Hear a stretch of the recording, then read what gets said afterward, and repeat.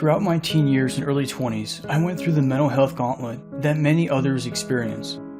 Suffering in silence, convinced I was alone in my struggle, imprisoned by shame, fear, guilt, and worst of all, a loss of hope.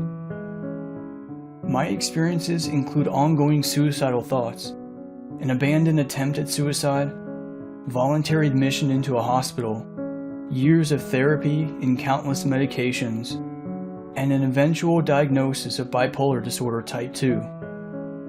I can't say all of that is behind me and that everything is fantastic now, because recovery is not a destination. It's a lifelong journey. My personal interest in behavioral health started 2 decades ago through the things I began to experience at the age of 14. I want to share my personal story with you because that teenage version of me would have benefited from someone else defying stigma and having the courage to speak up and be open and honest about their own struggles with mental health. I'm also here to remind you that you are not alone. I have heard similar stories of struggle from many others over the years, from teenagers to adults, each involving their own mental or emotional suffering, traumatic experiences, loneliness, obstacles and setbacks, and loss of hope. Understanding and compassion, these 2 things make the world a little less dark. But if we want to practice these 2 things, it takes a lot of courage to break the wall of silence that stigma builds. Even if we are able to break through the wall of silence, it takes at least a little bit of hope to begin the process of walking out of that darkness. And it takes support to rise above the pain caused by behavioral health conditions. Sometimes our busy lives don't allow us to see the suffering in others, or it doesn't provide us with the opportunity to express our own suffering. Just because someone appears to be on top of the world from the outside, highly successful, popular, attractive, all the things we attribute to having it all, doesn't mean they're not falling apart on the inside, or carrying a huge burden on their shoulders, or concealing a heart-wrenching emptiness within. Not everyone shows their pain. Some people hide it very well, and such people are often fearful or ashamed of how they feel due to stigma. Because of this shame, they intentionally hide their suffering from others, and it prevents them from seeking help. The belief that emotional pain and mental suffering are signs of weakness is the very core of the stigma in behavioral health. And it's this stigma that kills. Some people are so embarrassed and ashamed of how they feel that they'd rather end their own life than tell others how they feel. Suicide does not discriminate. Anyone can die by suicide, no matter the gender, age, race, sexuality, financial status, employment status, perceived success, popularity, or happiness. Suicide transcends all demographics. By making the 2 core aspects of behavioral health, which are mental health conditions and substance use disorders, a prominent subject in our conversations, we begin the process of reducing the stigma that leads many to suffer in silence. It needs to be understood and accepted that it's okay to ask someone if they are feeling depressed. It's okay to ask someone if they are considering self-harm. It's okay to ask someone if they are thinking about or planning ways to complete suicide. No one wants to die. People just don't want to hurt anymore. When they can't see any other way out of that pain than through suicide, it's typically because they see the pain and their life as one synonymous struggle. When we experience mental health issues, we have to reach out and get help. Is that easy to do? It certainly doesn't feel easy. So what does it take? Well, it takes self-awareness, it takes compassion, it takes education, it takes action, time, faith in something, and most of all, it takes hope.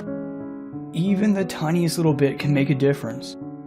The hope that maybe, just maybe, tomorrow will be different and possibly even better than today. Sometimes that hope can be born from the truth that change is the only constant. Hope is the spark that sets us forth on the path of recovery. Every recovery begins with perception. The perception of pain, the perception of self, and the perception of life beyond the obstacles and setbacks we face throughout our lives.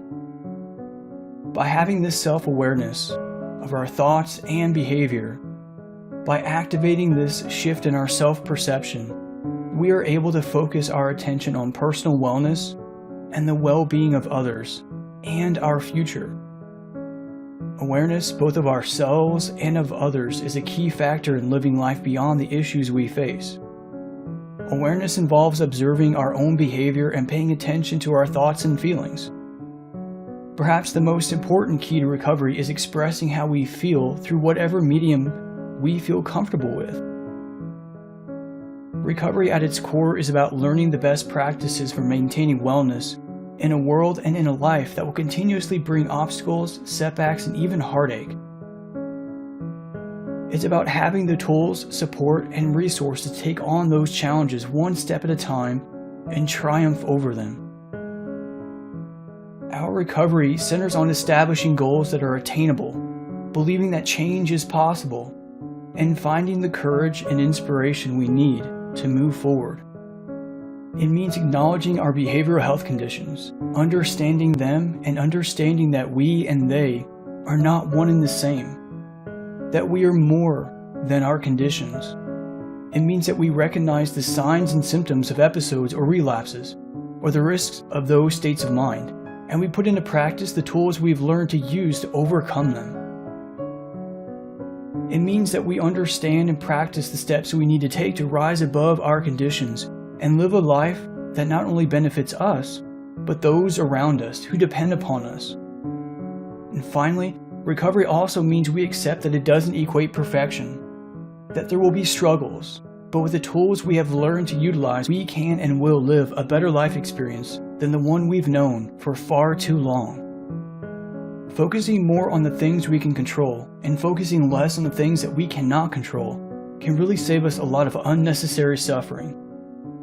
Knowing ourselves, our abilities and talents, strengths, accomplishments, builds us up when we're facing adversity because it tells us that we've been through hard times and difficult experiences before and still came out on top. Another key factor in recovering from mental turmoil is patience. Patience can mean the difference between success and failure. Finding solace, establishing a network of support, getting to a point of stability through medications or therapy, all of these things take time. We all wish that we could wake up tomorrow and everything would be good, or at least fine, but neither life nor mental health unfold like that. It's a process, and that process takes time, energy, and commitment. Mental health and physical health are inseparable parts of living well in recovery, as maintaining physical wellness helps to carry us through our struggle with a mental health condition. When we become sick or experience a physical injury, we don't think twice about going to a doctor to seek help.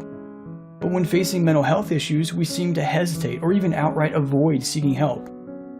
It's stigma that causes this apprehension to seek help, but it doesn't make any sense to allow ourselves to be controlled by it.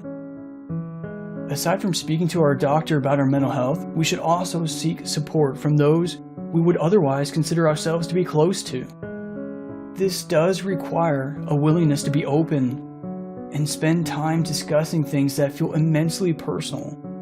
And this may create a sense of vulnerability, but what many see as an exposure of weakness is really just a statement of strength.